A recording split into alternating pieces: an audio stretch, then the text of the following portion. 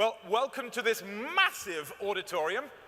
My name is Dean Wells. I work in the Windows Server team under the assurance pillar. That's an area in Windows Server where we focus on the security technologies that are present in Windows Server 2016 and in Windows 10 as well. With me, I have Jane. Jane works across the same set of security features as I do.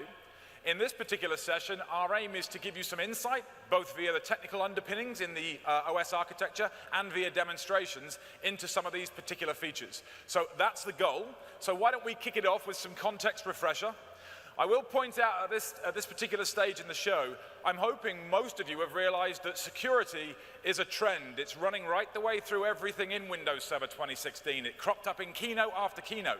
It cropped up in a foundation session that I delivered to a room similarly sized to this that was packed with about 1,500 people. But this is the message that Windows Server 2016 is intentionally trying to send. It's about security and it's about software-defined data centers. And those two things do indeed go hand in hand. So I'll give you the background, but I'll do it perhaps a little more quickly than I normally would, knowing that you've probably seen it before.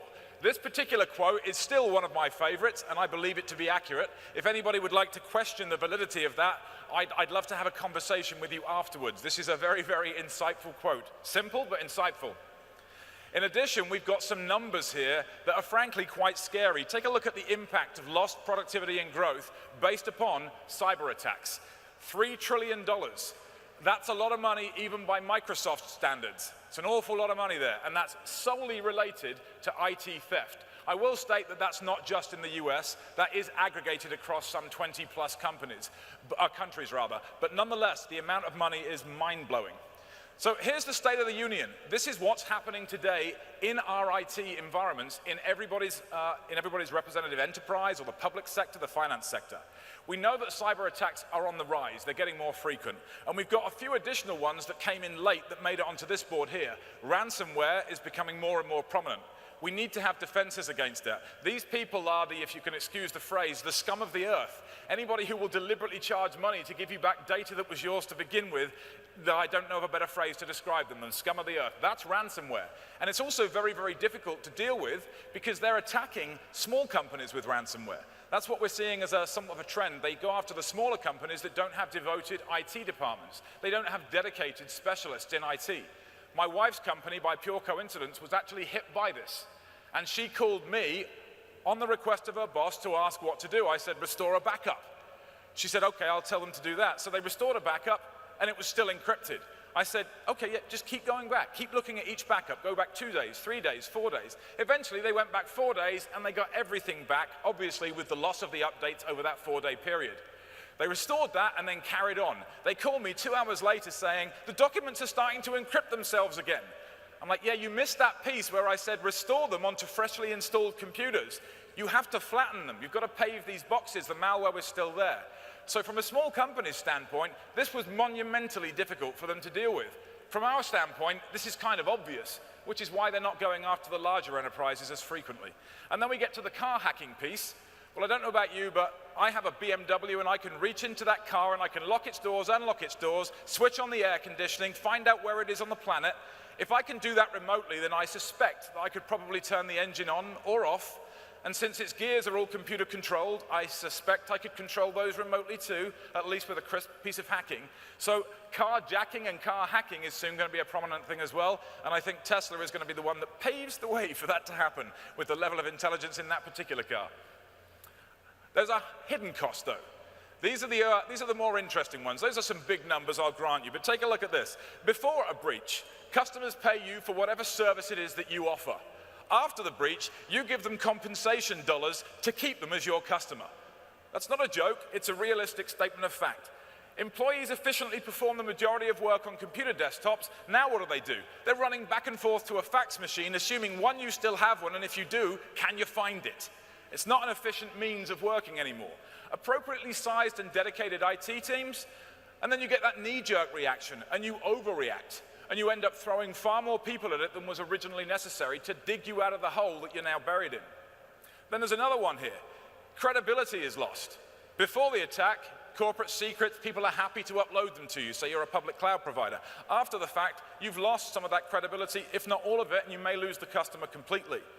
Assets available on a day-to-day basis that are important to the operation of the business, they end up encrypted. This would be the ransomware one. Last but not least, customers are happy to trust you with their PII. They're sure as hell not going to be happy to do that afterwards. So, with all that said, let's take a look at what these timelines look like. I will point out that if you have seen this slide before, it was mine originally. It was stolen from this deck. It's just unlucky on my part that I come in the middle of the week. But that was mine, so I'm not copying. Somebody else did, but he is the CTO, so that's okay, I suppose. All right, so research and prep. We have no idea how long this takes. We can't possibly know how long they're researching because the attack hasn't been enacted yet. We do know, though, from the first host compromised, that it is up to 48 hours before the domain admin is subsequently compromised. The common path from that entry point to the domain admin uses an attack referred to as pass the hash or pass the ticket. I'm sure most of you have heard of that. Give me a quick show of hands who's heard of the pass the... Yes, okay, that's what I thought. And how many of you have already heard that Windows Server 2016 effectively renders that attack moot? So for those of you that raised your hand before and not now, it has. We have a feature called Credential Guard. It encrypts those credential artifacts in memory, and Jane's going to give you a demonstration of that in a second by showing you how the attack works with and without Credential Guard. The attack basically fails as soon as Credential Guard is switched on. The attacker can go undetected for 150 plus days. We have varied numbers here, so we're sort of getting a bit sketchy around there, but that's almost half a year. This is a long, long time that they're in there for. And obviously during that time, they've managed to exfiltrate all kinds of data. Now, the anatomy of the attack gets quite interesting. So if you take a look here, this is how they get in the front door. It's a browser or a dock exploit, the ones that we're all very, very aware of. Secondly, they take control of that device. And then they start trying to grovel for additional credentials on that device. If that device happened to be just a regular machine by a regular employee who had no privileges throughout the organization, but that employee had local admin privileges, then they have everything they need. I'll tell you how the attack goes from there. They've detected a user with local admin privileges once they attack the machine through, say, the browser exploit. They then start installing a piece of software that will draw the computer's performance, something that's got a very heavy compute burden. And it will be named and it will look just like a Windows process. Oftentimes you see SCV host instead of FVC host. They do stuff like that to make it difficult to spot. What then happens, because the CPU is being dragged to a halt, what does the person who owns that PC do? They call the support desk. What does the support desk guy do? They log on remotely over RDP. And it's fairly certain that the guy on the support desk, that help desk individual, is going to have more privilege than the user who only has privilege on this machine. They steal those credential artifacts, and then the attack continues. So it's 1 to 5, 5 to 100, 100 to 10,000, and you can see how it pans out, 24, 48 hours later, domain admin is gone. That's precisely what is happening there in the expand piece, and obviously they then gain hold of the asset, whatever it was that they were after. However, what do the vast majority of the attacks that we've seen, the malware attacks, the encryption attacks, what do they all have in common?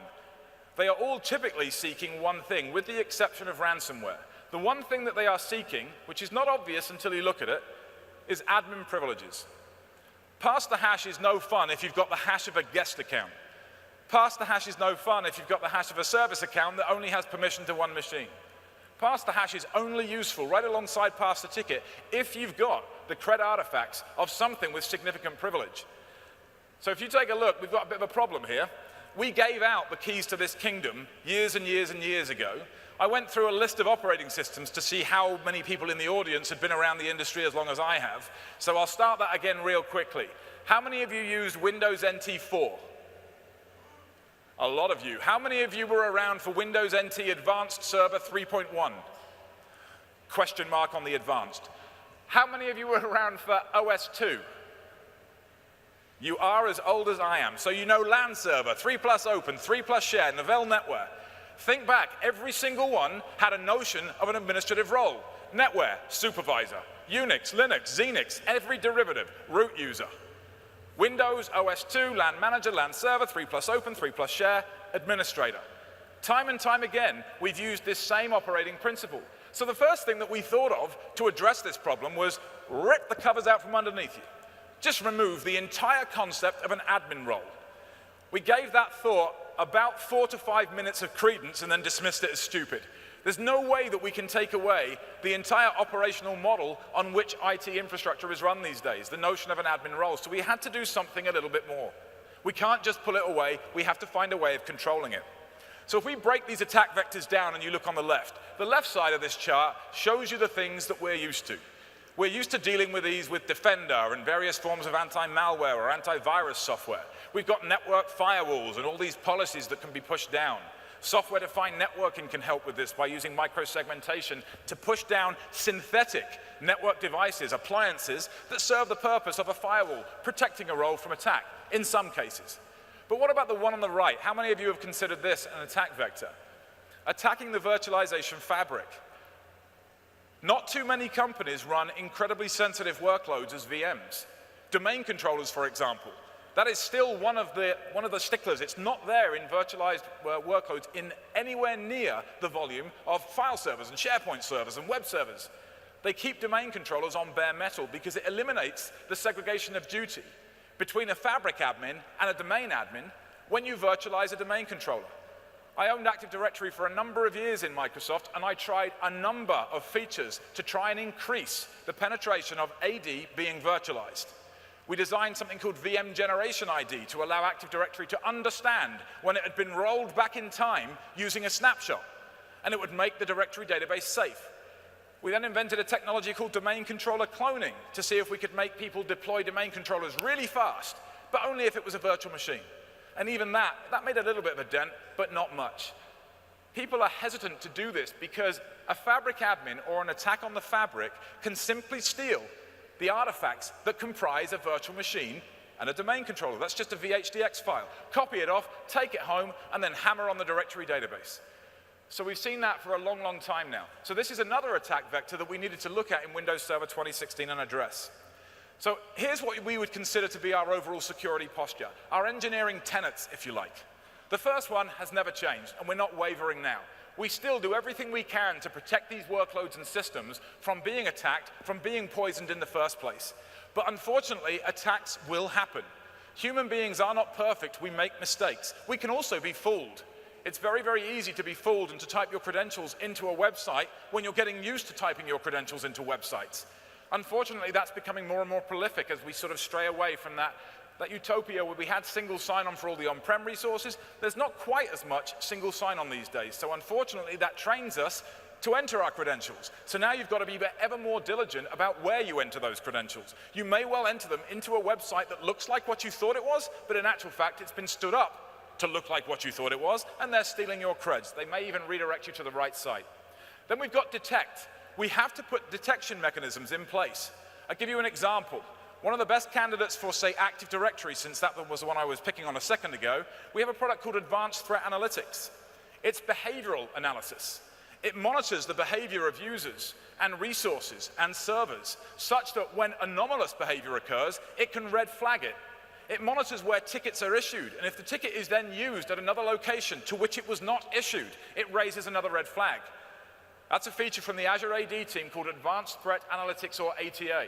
That's a bolt-on to your existing Active Directory. You don't have to upgrade it, you don't have to change it to Server 2016. Then there's obviously response. We have a variety of technologies around response, which is where we're pushing out anti-malware software. We're providing updates to Defender to make sure that we've got the latest signatures for all of this malware software that's out there. Last but not least, and I think it's one of the more important ones, it's also somewhat of a revolution in Server 2016, that is isolate. We now use, in both Windows 10 and in Windows Server 2016, virtualization technologies for the purpose of security. Now, I've often asked, it's somewhat of a rhetorical question, but most of us are comfortable now with the notion that if I run Virtual Machine 1 on a hypervisor, I don't care whether it's Hyper-V or VMware or Citrix, it doesn't matter. If I run Virtual Machine 1 on that hypervisor and Virtual Machine 2 on the same hypervisor, I think we all have some peace of mind now that there are protections in place that prevent Virtual Machine 1 from attacking VM2 and VM2 from doing the opposite. They are only allowed to talk to each other by virtue of the workload they're running. The rest of the fabric that happens to be shared doesn't matter. The isolation technologies are in place. We're using the same isolation technologies that virtualization in the platform is used to provide Hyper-V and Citrix and VMware. We're using those same technologies now in Windows 10 for security purposes. We refer to it internally as virtual secure mode, and it's an implementation of an industry principle called virtualization-based security. You may well see it listed on our marketing magic as virtualization-based security, VSM, or VBS. That's all the same thing. Shielded virtual machines, credential guard, remote credential guard, device guard, they are all built on top of this ability to rely on platform technologies such as second-level address translation, IOMMUs that provide DMA defenses for DMA attacks. All of these things are there. They've been ever present in hypervisors for quite some years. They're now present in Windows 10 as a client. All of those capabilities live there, credential guard, device guard, etc. And they also exist in Windows Server 2016. So the underlying message there is security isn't something you bolt onto the edge, it's an architectural principle. We fully embraced that with this release to the extent where we've even changed the boot path of the operating system. Windows 10, one of the first things it loads is the hypervisor. Not because it's going to run virtual machines, but because it leverages the hypervisor's control over the platform technologies to implement those security capabilities that we refer to, as I said, as virtual secure mode. So first things first then, let's take a look at how we would protect credentials and privileged access. Here's one of the biggest problems. Somebody manages to attack Ben, Ben gets Mary, Mary gets Jake, Jake gets admin, admin gets domain admin. 48 hours later, your domain is owned by some rogue attacker that now possesses credentials of a domain admin user. The typical administrators in today's networks, if you take a look at this, they have unbounded time. They log on as a domain admin, and they can log on for as long as they like. And they have unbounded privilege. They may not even need the privilege. They may need only a server admin privilege, and yet they frequently log on as a domain admin. Far more than was necessary. And they also log on and use that account for functionality that they should not run under that particular security context. For example, should you run a web browser and browse the web when you're logged on with domain admin privilege? The answer is no. It's a rhetorical question. I'm hoping most of you know that too. Not a good idea, because that's going to be the end of your network if some malware manages to infect you while you've got that particular security context in play. What we want it to look like is more like this. By using just enough admin and just-in-time admin, we can narrow it down so that you only have the permissions that you need, and you only have them for the period of time that you need them.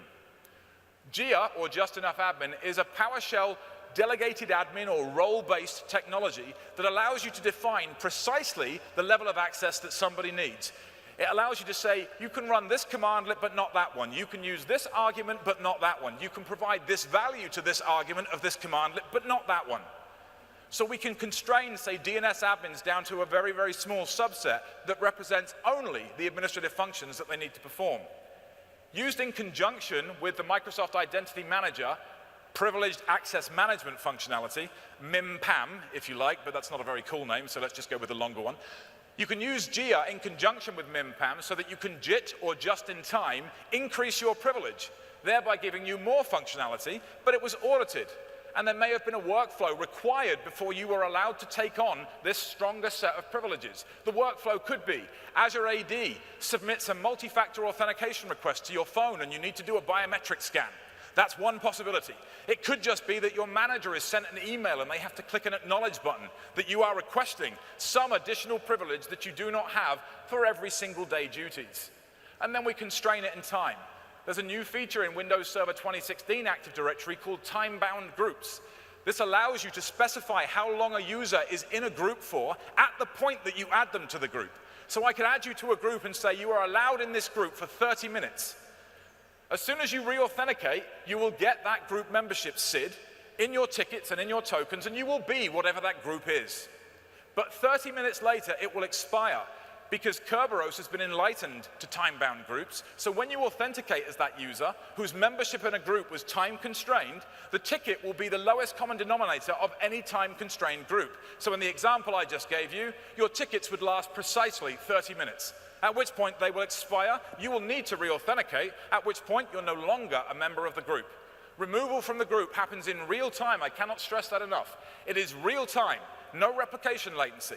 This is a Windows Server 2016 capability that is used. It's exploited fully by the Identity Manager Privileged Access Management solution. So there's a lot of stuff going on under the covers that you don't necessarily see. So let's go ahead and give you a demonstration then of JIT and JIA working in unison. So I'll hand it over to Jane. Thank you, Dean. So I'm going to use the scenario. I'm going to be a DNS server operator. Dean has mentioned DNS server and domain administrator are typically sitting on the same machine. So if I want to go into the DNS server trying to investigation of issues, what permission do I need? I need the administrator right on that domain controller. And therefore, I need a domain admin. As Jin just mentioned, that's really not a good idea. The higher the number of domain or the administrators you have, the bigger the attack surface. And that's where I'm going to demo with Gia to see how I can limit the commandless, or to give the DNS operators, I can do my work. So here, I'm coming to my workstation.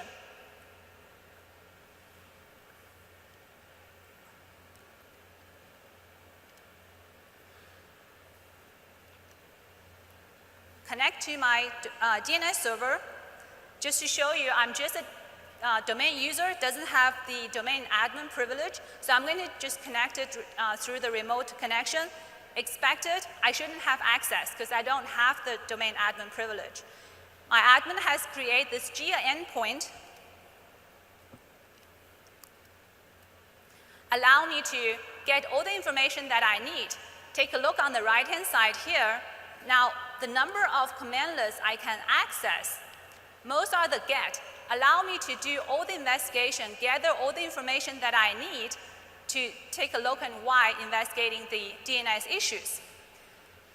After some troubleshooting, I decide, looks like the DNS cache has been poisoned, so I need to clear the DNS cache. I don't have that commandlet. Now I come to the PAM portal page. This is what Dean has mentioned, to temporarily activate myself as the DNS admin. Provide the justification.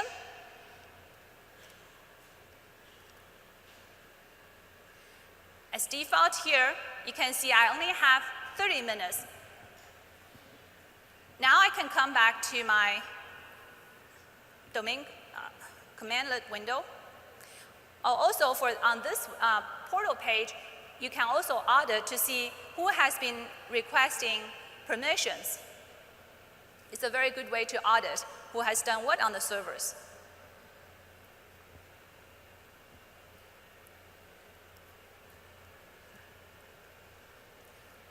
I just need to open a new PowerShell session.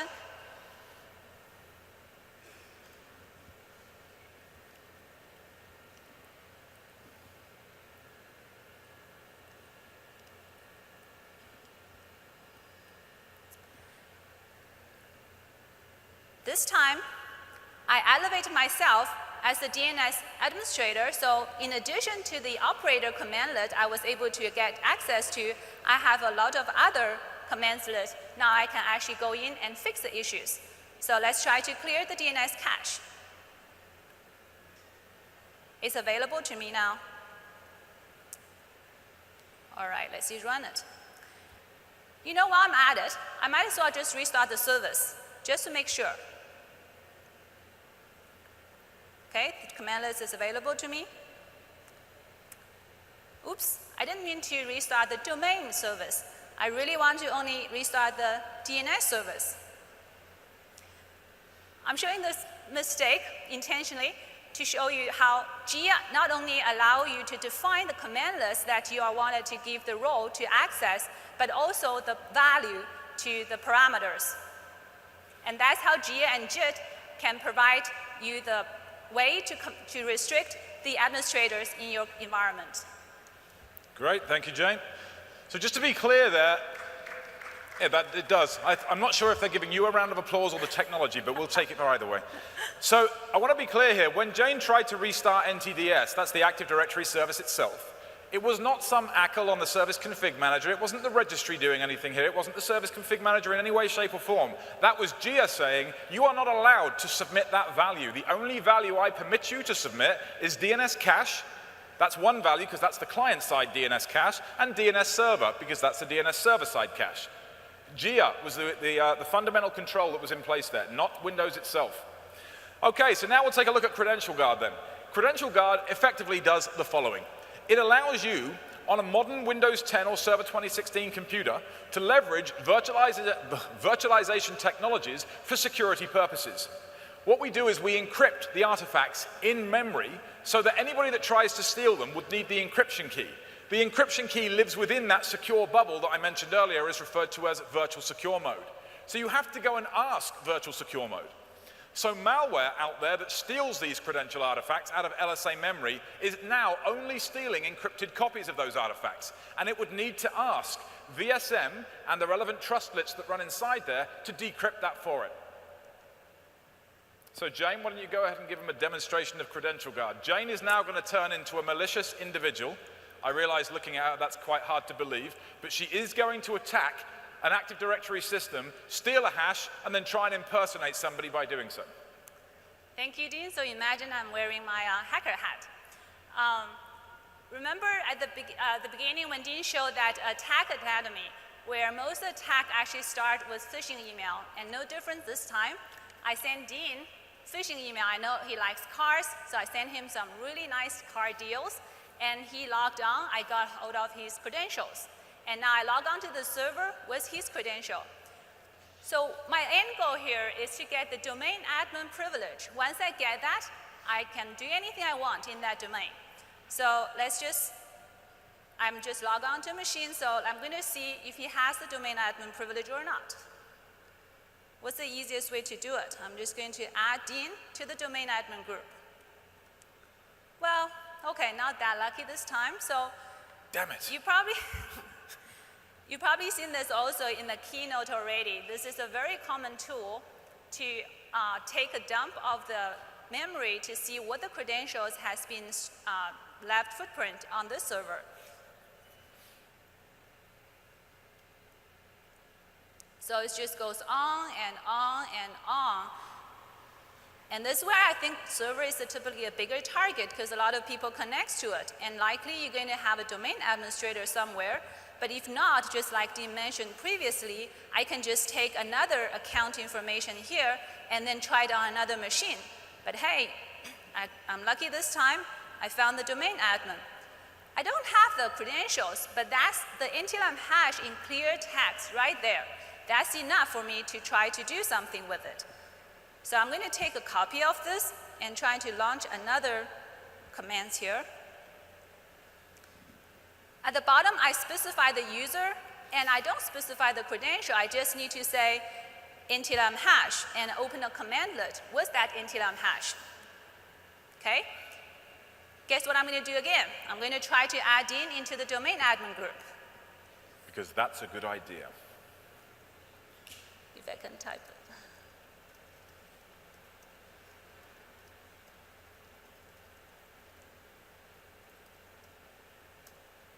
Yes. Hey, what do I have? I have upgraded him from a domain user to a domain admin, and I have his credentials. I can do anything I want at this point. And now let's come to another machine that has Credential Guard enabled.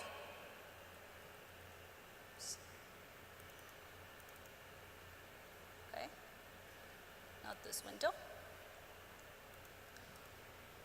First, I want to show, just to confirm, this machine does have Credential Guard enabled. Just open system information, and at the bottom here, you can very easily deploy this through group policy. The key piece of information there was hypervisor enforced, and then it said, I think, device code integrity as well as Credential Guard. Those are the pieces of information you want to be looking for to make sure it's on sensitive systems. So here I have same loads of information, and also notice I have same the domain administrator here. But notice instead of the NTLM hash in clear text, I have this encrypted blob. And this is where Dean was saying earlier, the information now is all encrypted in the memory, and the encryption key is stored in that very secure, isolated VSM or VBS environment. Not even the administrator will be able to get hold of that key, and that key stays on the device. That's how Credential Guard is going to stop the path-to-hash attack. Great, thank you very much, Jane. So that is now a default. As long as you have the hardware and the hardware's firmware has the virtualization capabilities, typically second-level address translation, often called SLAT, or IOMMU, which is for DMA protection. You typically need both of those. If they are both switched on, then you can simply configure a group policy to enable credential guard, and that is the end of that pass the hash attack. That particular approach can no longer be used. It's also the same for pass the ticket. All right. That still leaves one other kind of logon, though, and it's a kind of logon that happens frequently against servers. When you log on over RDP, have any of you ever considered why you always have to enter credentials? When you connect to a file server in your organization, it doesn't ask you to log on. It uses Kerberos single sign-on. Yet when you log on to an RDP server, you may well be logging on as the very same user that you're logged on at where the workstation is. So why doesn't it use Kerberos single sign-on? Good question. We don't know now. We've kind of forgotten. We decided to fix that. By fixing it, and then by adding some additional pieces on the end, we've effectively provided the same level of technology in terms of the protection that Credential Guard gives us locally over an RDP connection, and we cleverly called that Remote Credential Guard. So Jane's going to give you a demonstration of Remote Credential Guard. You will see a single sign-on attempt, and the end result is there will be no credentials left in the clear on the RDP host. The credentials were never even there, not in their raw form, because you, again, logged on using Kerberos single sign-on. Right? So first, I'm going to just remind you of that RDP experience going to be without Remote Credential Guard. So here, it prompts you to enter your credentials. Just going to cancel that out and do it again. Now you can specify Remote Guard. And that tells the RDP client to use Remote Credential Guard for this connection. You can also deploy group policy to make the default or preferred way of RDP connection using Remote Guard here, so that people, even they don't specify the parameter with the Remote Guard, they will still use the Remote Credential Guard in the RDP connection. As once it's get connected, what I want to show you also on the server side, in this case, I'm making that vulnerable server that where I showed you the clear text of NTLM hash as my RDP server. Why do I want to do that? So I can show you with RDP, with Remote Guard, what kind of footprint stored in the memory cache for the credentials. Now I connected without entering my credential. That's the single sign-on experience that Dean has mentioned. And now I want to come to the RDP server and do the same thing about dumping all the credentials. Remember, when I didn't enter my credentials, so whoever I logged on as, that credential will be used to do the RDP connection. So again, if you see all the other accounts, that you can just see the NTLM hash in clear text. Now, when I did my connection with my account under the Remote Credential Guard, although this machine doesn't have Credential Guard, Remote Guard protects my credentials on the RDP server. So you may wonder now, if the RDP server doesn't have my credentials, can I still connect to network shares, other servers in the network? Let me coming back to this RDP server connection. I'm just going to open Explorer and connect to a file share that I created for myself. No, you've got a square bracket in there. Oh, sorry. I knew you spelled your name funny, but I didn't think it was a square bracket. So as you can see, same experience. I don't need to enter my credential. When the RDP server needs to get access to the file server, it routes the request back to the RDP client, and the client will prepare the right token and service tickets and connect to the network. Great. All right. Thank you very much. Now, the key piece in there that I wanted to make sure I point out was, one, Remote Credential Guard is only supported by Server 2016. We've pushed back many of these security technologies to earlier versions of the OS. GIA, for example, works fine down to Win7 and Server 2008 R2. The MIM-PAM appliance can work with any version of Active Directory. It's a bolt-on to the side. But technologies like this, where we're fundamentally re-architecting the way we persist secrets in memory, we can't push that sort of stuff as a backwards compatible update. So these features only exist in Windows Server, Remote Credential Guard at least. And you do have to ensure that you use it. If the group policy is not switched on, you have to remember to type /remote guard to ensure that you're using the more secure manner of projecting your credentials into the remote server. So just keep that part in mind. All right, now here's a tool that we've got. We call this ADAP, or Active Directory Access Path. The reason we wrote this was we had a feeling, a sense that customers had perhaps a larger number of domain admins than they actually intended to. In one company, I'm not going to mention who it was, only to say that it was not Microsoft. I do want to be clear there. This was not MS Corp. Take a look at this. In a real-world use case, the scan revealed that they had just slightly over 2,000 domain admins. The actual intention was 20, which is a factor of a lot. That's incredible. It wasn't direct membership in the group. It was through layer upon layer upon layer of group nesting. We ran Active Directory Access Path, and it made that very, very clear to the owners of the IT services in that organization, and they remediated it very, very quickly indeed. But this is a fantastic tool. We are working on releasing this, but at this point in time, this is not a tool that is released. It's only available through consulting services engagements. But we are looking at releasing the tool. We're just having some licensing issues. Hopefully, we'll manage to get past those logistical issues. But you can see here, this is a very, very real problem. People need to be using privileged access management solutions to ensure that this sort of stuff doesn't happen. In addition, we've been working for about 2 years now on this particular website, aka.ms/privsec. It is a wealth in terms of the information there of security-related data. One of the things it offers is this guidance across 3 time periods, 2 to 4 weeks, 1 to 3 months, and then 6+ months. And then it gives you a prescribed list of things that you can do. In the 2 to 4 week time span, this costs no money. It's just operational. We're recommending here that you use LAPS, the local admin password service. This allows you to automatically control and randomize the administrator passwords on domain-joined machines. There are 2 flavors of that. We recommend that you separate users from admins. So you have, if you like, if it was me, it's Dean WE, that would be my regular alias, and then perhaps Dean WE-admin, and I have to log on to that to be an admin of anything. This is simple operational guidance that's very, very actionable. At the 1 to 3 months, we're asking you to install a few additional pieces here that provide much stronger security. Get ATA in there. Start monitoring the behavior of the assets on your network, users, services, the file servers, the computers, the web server, all those different things. ATA can spot attacks that you would have no other means of detecting. In addition, we would recommend that you start using multi-factor for elevation purposes, smart cards, virtual smart cards, or you can use Azure AD's MFA so that it can buzz your phone and make you do a biometric swipe. At the 6 months point, we're saying, okay, now it's time to get really serious. This one requires a lot of additional effort. Put your domain controllers inside shielded virtual machines.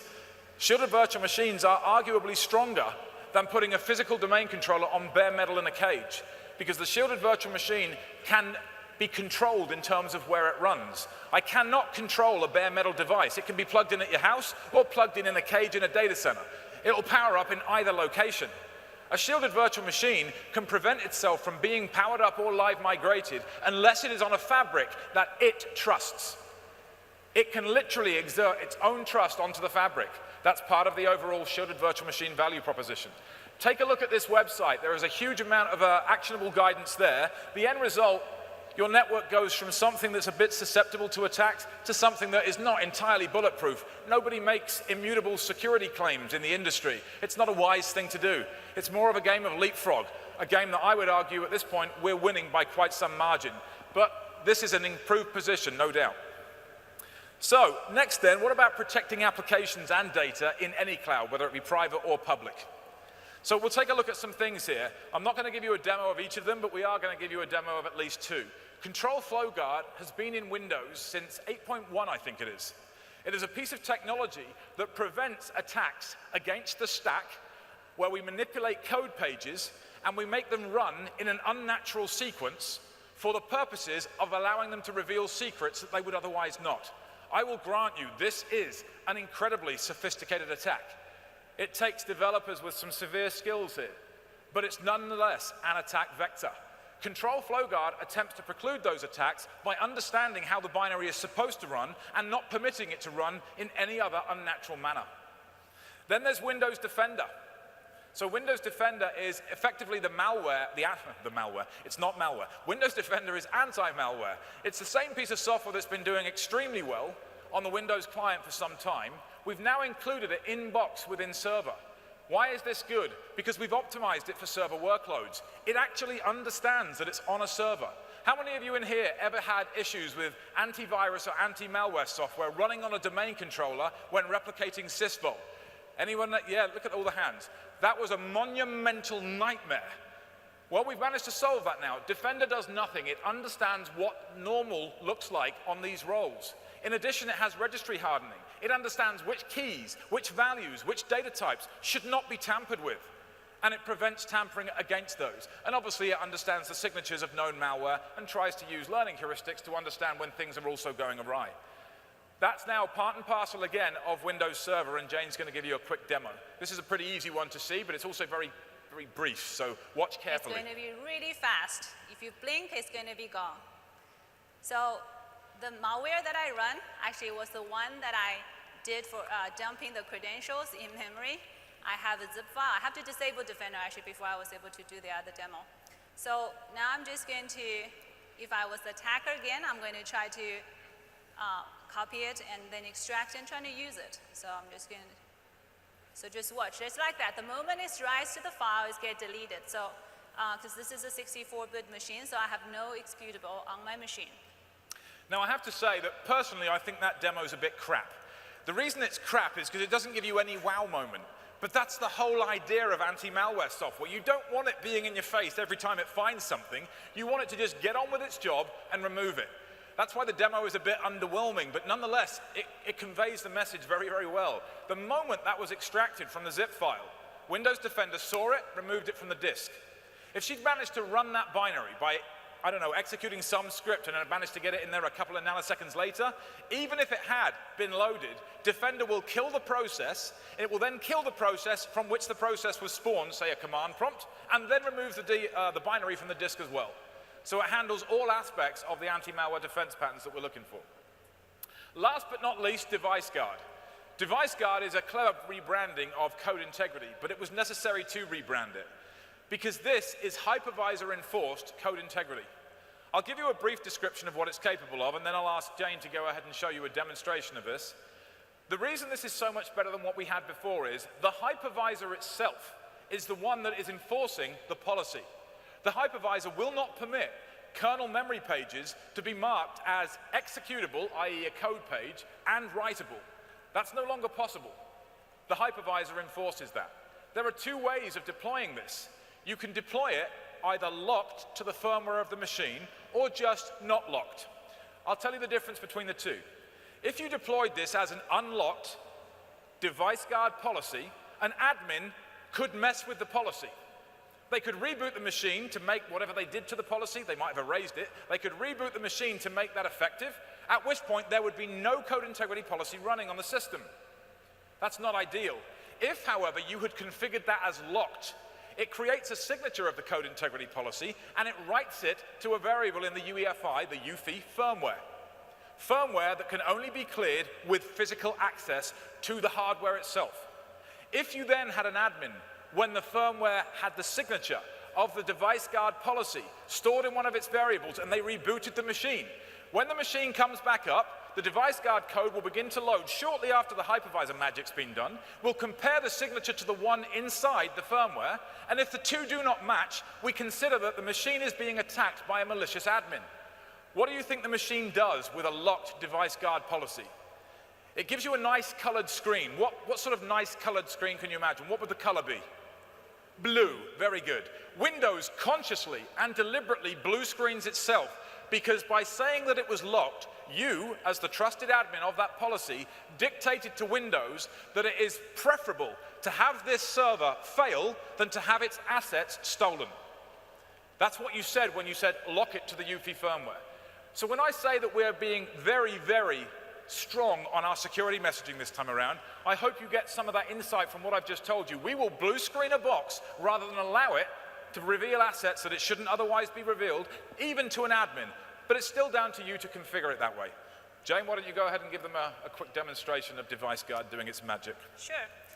Actually, before I start, I want to know how many people think that you know all the software that runs in your environment? By that, I don't mean like the legit or the designed expected workload. I mean apps that people just download from the internet, try to put it on the server and try to run it. Do you have a way to track them? Okay, now I can show you a way to track it with Device Guard.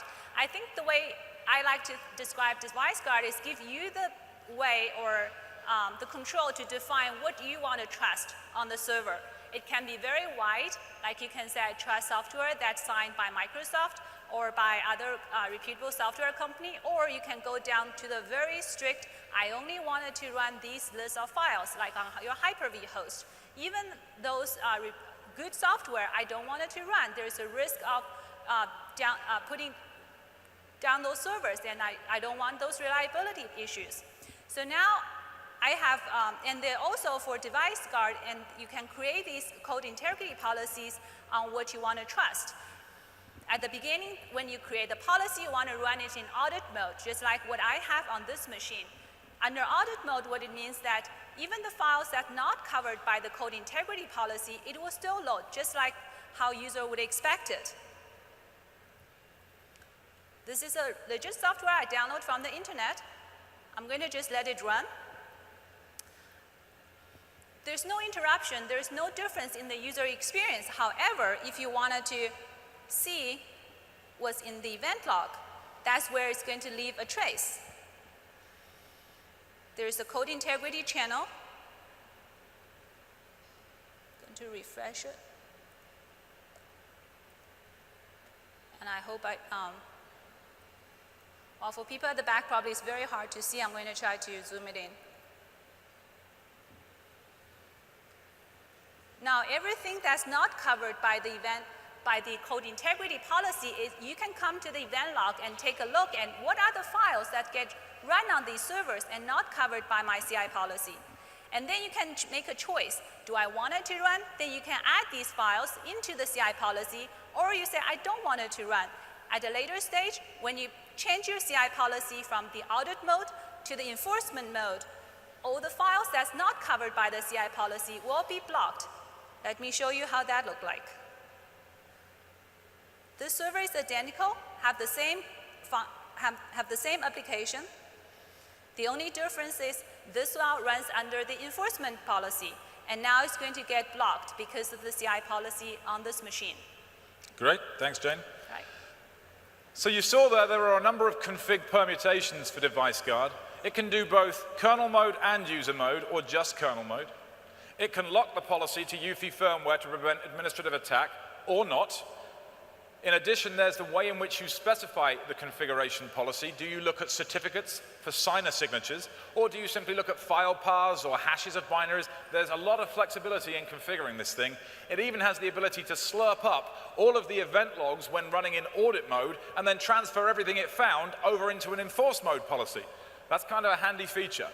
I will tell you that you need to manage this tool very, very carefully, because it can prevent Windows, it's that low down in the stack, it can prevent Windows from loading drivers if you said they're not permissible.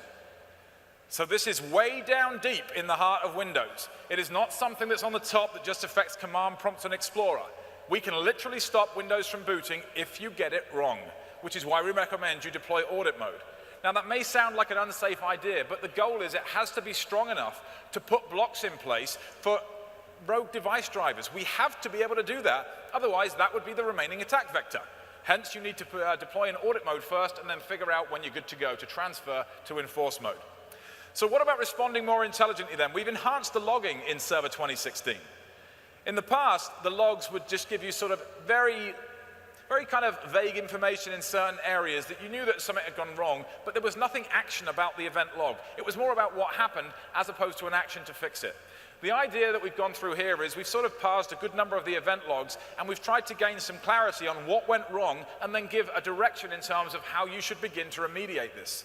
In addition, if you had the ability to read event logs across thousands of computers, you as a human being may well be able to correlate an attack that's occurring or something untoward because it was happening across 1,000 machines. But unfortunately, as human beings, we simply can't digest that much information. So this is where OMS comes into the picture. OMS has the ability to consume all of these event logs and start using big data processing up in the cloud to figure out if something untoward is indeed going on, and then raise flags for you on a configurable dashboard. There have been a number of OMS sessions in this particular Ignite, and I would encourage you to go see some even in the streaming mode if you haven't done so already. Next, protecting applications with just enough operating system. We all know in the past that we've had hypervisors that could do this sort of kernel level isolation for, hypervisors that can do virtual machine isolation, and then we use the Windows kernel to do process isolation between two applications.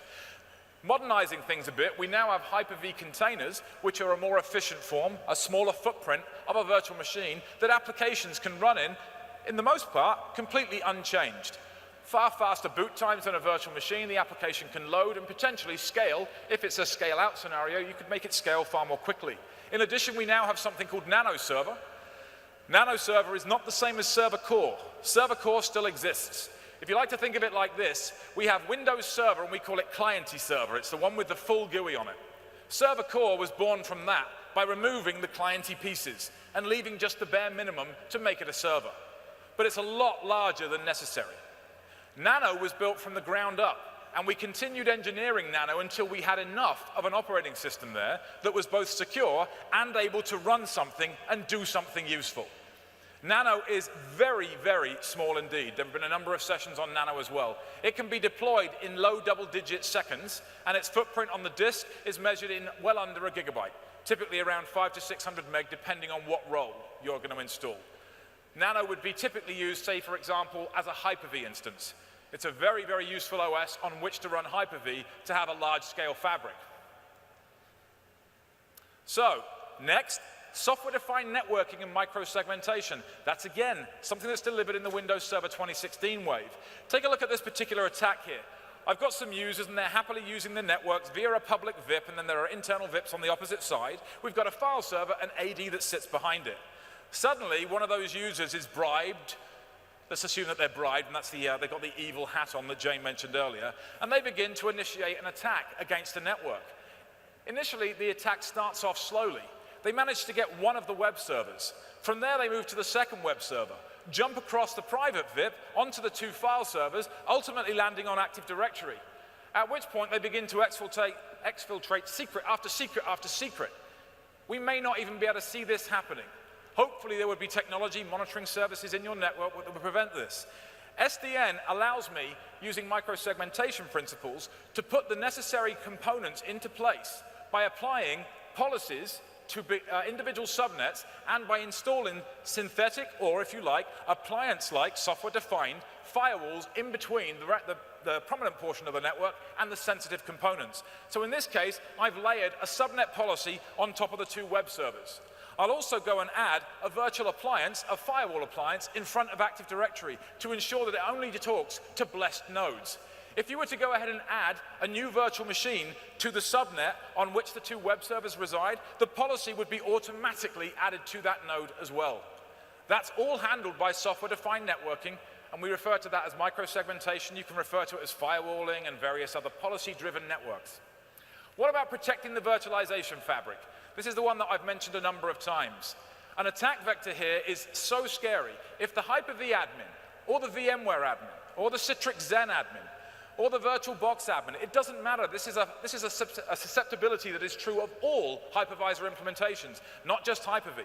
What happens is the admin will leverage their admin ability on a box, and they will steal the VHDX of a virtual machine. They take it home with them on a USB stick and steal its secrets. You don't even know that it happened because there was no auditing. It was outside the purview of the operating system itself. The VM didn't see it happening. With shielded virtual machines, we have the ability to leverage the same hardware-like security capabilities. So what do I mean by that? I mean, in hardware, we use TPMs. We use UEFI, Secure Measured Boot. We seal keys to boot measurements so that BitLocker will only allow the disk to be decrypted if the boot measurements line up with a known healthy state. We could never do any of that with virtual machinery simply because we didn't have UEFI firmware. We didn't have a TPM. Now we do. With shielded virtual machines, we inject a synthetic TPM into the virtual machine. The virtual machine must be generation 2. It has UEFI, secure measured boot capabilities. It doesn't even know that it's using a synthetic TPM. On the Hyper-V host running the shielded VM, the TPM runs inside virtual secure mode using the same virtualization-based security technology as Hyper-V itself is using to protect virtual machines from one another. In addition, the Hyper-V host has to pass rigorous measurements. And when I say rigorous, I mean seriously rigorous.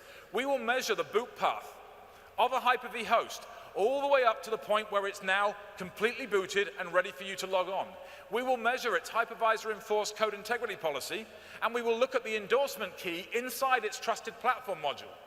If we recognize the TPM, which is a very, very difficult thing to attack, if we recognize the hypervisor enforced code integrity, and if we recognize the boot path, every single driver that constitutes boot, if we recognize all of those as the same as a known whitelist in a service called the Host Guardian Services database, then we give the machine a health certificate. Only after all that happens is it allowed to either power on a shielded VM or receive one through live migration. The TPM inside the virtual machine, the shielded virtual machine, is not bound to a physical TPM. It is encrypted using keying material that is not local, at least in the clear, to the Hyper-V host.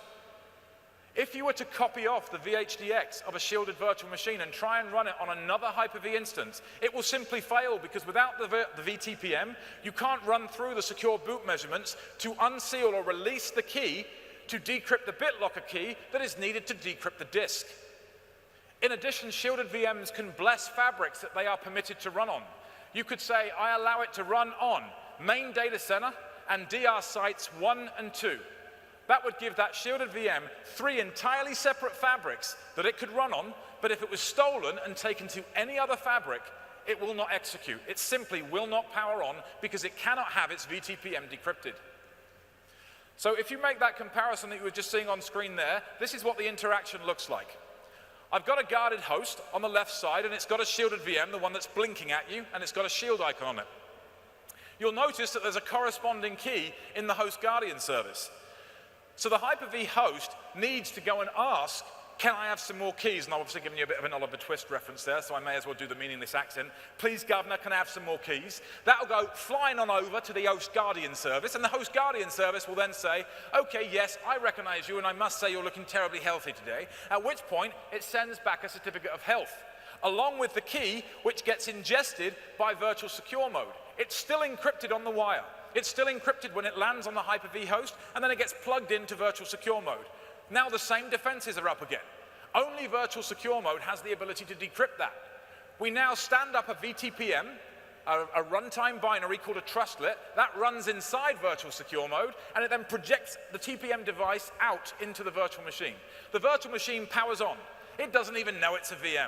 It sees a TPM v2. It sees UEFI, secure measured boot, and it uses UEFI secure measured boot to release or unseal the key from its synthetic TPM, which allows it to decrypt the BitLocker key, and therefore the machine boots and it's available. The Fabric admin cannot steal its disk. The Fabric admin cannot attach debuggers to the host because we measure that. The Fabric admin cannot attach a debugger to the virtual machine worker process, VMWP if you know what I'm talking about, because it runs as a protected process. Protected processes do not permit other processes to be attached to them. PowerShell Direct is disabled for shielded VMs. File integration copy components, KVP exchange, all of these things are turned off. It is effectively a black box to the Fabric admin. There are two modes of shielding as well. One is designed for absolute security, where to the Fabric, it is nothing but a black box running whatever it's running. It has no insight into that. The other is referred to as encryption supported. Encryption supported mode gives you all of those same capabilities with a VTPM and UEFI secure measured boot and BitLocker disks and all that good stuff. However, the Fabric admin is trusted. Therefore, console connections work. You still have an encrypted disk, but console connections work. PowerShell Direct works. The file copy integration components work. KVP exchange works. So if you wanted to run a workload that up until today had only been permissible on bare metal because it required, say for example, payment card industry DSS certification 3.2. Today you may only be able to run that on bare metal. Tomorrow when Server 2016 comes out, you can simply move that workload into a shielded VM and it will instantaneously attain PCI DSS 3.2 because it is now providing encryption at rest. In addition, every live migration event is also encrypted using keys derived from the same key that encrypts the VTPM. So it's also encrypted on the wire. Whatever the workload does, though, is down to it. If it's a domain controller, then it speaks LDAP and probably RDP and WinRM and Kerberos. If it's just an RDP server, then it speaks RDP. It does whatever it wants to do. We simply prevent Fabric admins from abusing the privilege that they have, rather like the Matrix over Neo. They can't abuse that stuff anymore. It's that same sort of convention. So let me go ahead and give you a demonstration of this. This is my baby. I own shielded VMs, so I'm going to do the driving on this one. If I can switch the screens, that is. So let's start by showing you the attack vector. Where did you go? There it is. So here I am, logged on. I'm going to be that malicious Fabric admin. I could be a SAN admin for that matter. I'm going to double click on the SAN and I'm going to go looking for the virtual machine disk of an Active Directory domain controller. You can see I've got a hybrid Fabric running both VMware as well as Hyper-V because I've got VMDKs on the SAN. I go into VHDs. And there it is, Active Directory Domain Controller 1. Now I want you to watch carefully because this is a very complicated attack I'm about to execute. It's called the double click attack. Okay, done. That's it, I double clicked on the VHDX of a virtualized domain controller, and for those of you that know AD, does anyone recognize that file system layout? Looks very similar, right? Let's go into the NTDS folder.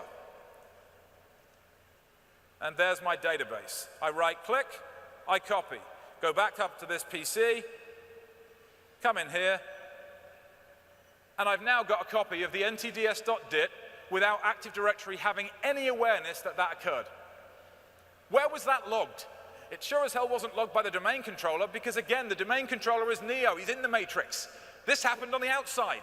They have no purview into this. This would be a SAN admin abusing their privilege or a Hyper-V admin abusing their privilege, or worse, a SAN admin colluding with a Hyper-V admin. Then it's all bets are off because they're going to be able to do just about anything.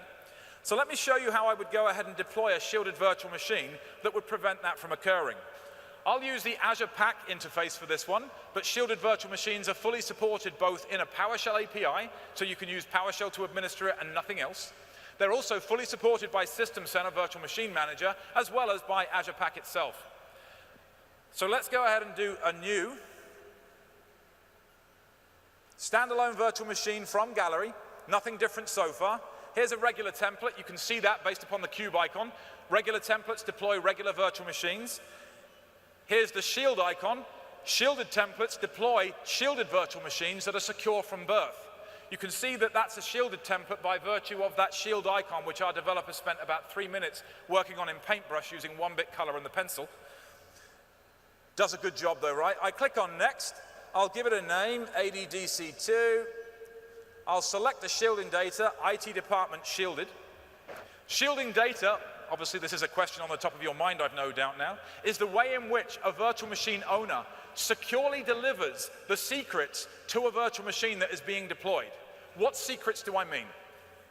Let's imagine you're deploying a virtualized domain controller on a fabric in which you've got questionable trust or no trust whatsoever, but it needs to run there. Let's assume that's the nightmare scenario that you've been placed in. You want to deploy that virtualized domain controller as shielded. The last thing you want to do when creating that VM through their web experience is to type in the administrator password to a web form that is owned by the very admin that you are trying to protect the virtual machine from. That would be insane. Shielding data is the way in which we solve that problem. The administrator credentials are stored inside an encrypted lump of secrets that we call shielding data, along with an RDP certificate. Why do we put an RDP certificate in the shielding data? So that you can mutually authenticate the connection when you RDP into the VM once it's finished being provisioned. If you did not have an RDP certificate in there, a malicious admin could stand up a virtual machine that looked exactly like your virtual machine. You RDP to it, and what does it end up doing? Stealing the credentials as you type them into the credential provider. The RDP certificate precludes that possibility. Last but not least, one of the most obvious attack vectors against a shielded VM, if the admin has given up attacking actual shielded VMs, would be to attack the VM before it's born. What the hell does that mean? It means I attack a template disk. Remember, in fabrics like this, all new virtual machines are born from templates. Templates, when running Windows, are typically sysprepped, put into a generalized state, and then they're specialized by providing an unattend file. The same thing is happening here. So if the Fabric admin installed malware on the template disk, the shielded VM would indeed be born shielded with malware already inside it. So we had to come up with a method of verifying that a template disk is still integral. The way that we did that is you simply find a trusted admin. It could be you, or it could be somebody on the Fabric. Oftentimes people say, I trust the institution, i.e. you trust Azure, but you don't trust every single employee of Azure. In which case you may be happy to say, I trust the admins in Azure to create me a template disk and to send me its signature. Or you can create the template disk yourself and upload it to the cloud provider, assuming they support that. We then have a volume signature catalog. You keep that, and it goes inside the shielding data. So I'm now saying deploy ADDC2 using that shielding data from that template that I showed you earlier on. When provisioning occurs, we go through the whole template disk, and we recompute the signature of that template disk, hash by hash by hash, cluster by cluster. And we then compare it to the signature housed inside the shielding data. If the two are equal, then the disk has not been tampered with, since being marked as healthy by the trusted admin. If the two are not equal, then the disk has been tampered with, and we will abort the provisioning of the shielded VM and return an appropriate error.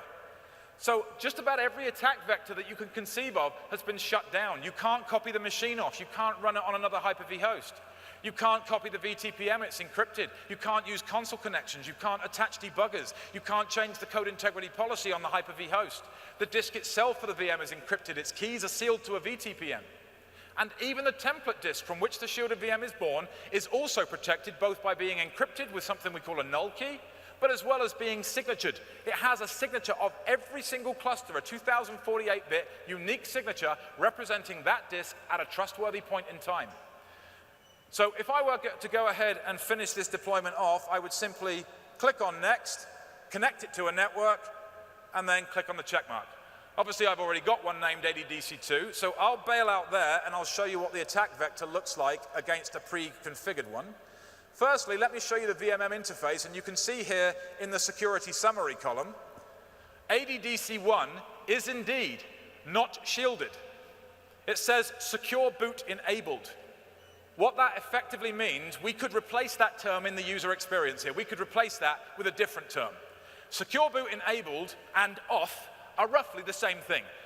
This machine is not leveraging any of the security capabilities. If you look at ADDC2, it is shielded. Console connections are not permitted. PowerShell Direct, not permitted. Disks are encrypted. Secure boot is enabled. Keys are sealed to a TPM. KVP exchange, not permitted. File integration component, not permitted. Now look at the one beneath it, the encryption supported one. I can console connect to that. Its disks are still encrypted. Its live migration traffic is still encrypted. It still uses a TPM. It still uses secure measured boot. But the Fabric admin is trustworthy. Therefore, console connections are permissible. So let me show you that real quick. If I go into the Hyper-V Manager, because it's a little faster, and I double click on, say, SQL, you can see here we get a thumbnail. Double click, I get a console connection. Go to ADDC2, which we've just seen is shielded, no thumbnail. Double click on it. You can't connect to it. It's a shielded virtual machine. These are not permissible actions.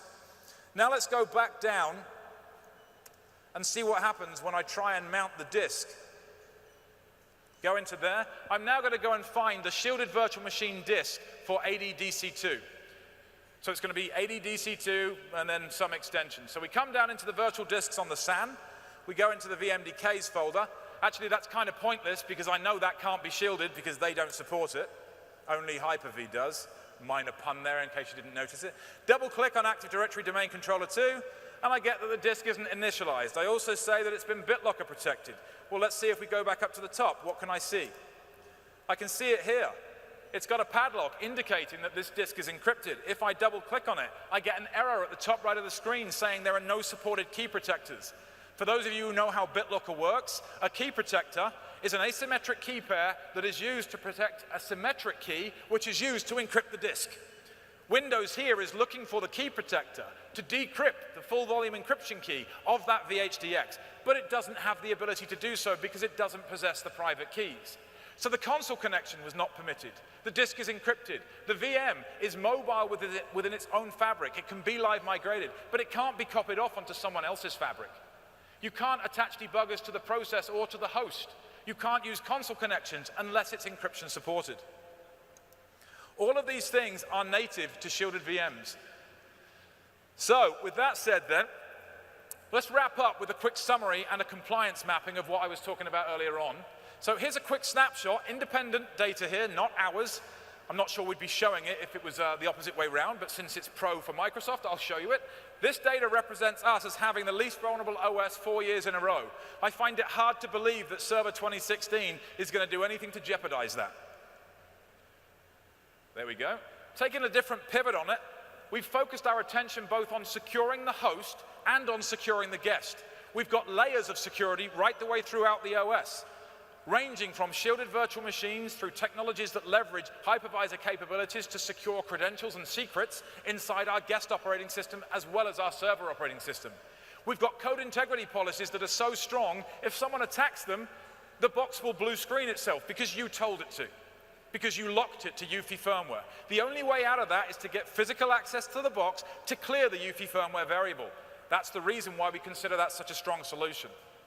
Last but not least, these are the 5 independent compliance mappings that we've used against Server 2016 technologies to make it easy for you guys to solve compliance challenges simply by using one of the Server 2016 technologies. I'll give you an example.